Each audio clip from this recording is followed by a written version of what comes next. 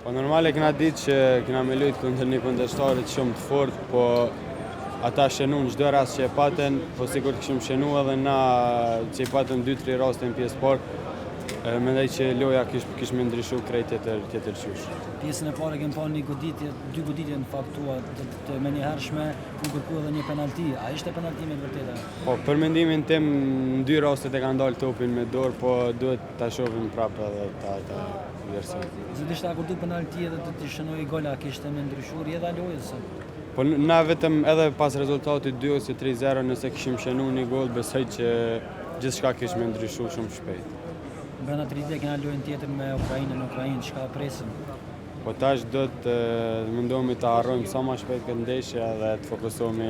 Normal edhe Ukraina është kundërshtar mjaft i fortë, po edhe atje do të shkojmë bojna më të mirën.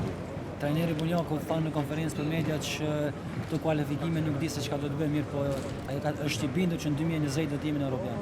Po jena ekip e re, jena lojtarë shumë tri edhe na vijmë pa kohë, të luajmë së bashku dhe besoj që për tash është primare të bëjmë lojë sa më të mira edhe të jemi gati për kampionatin e ardhshëm.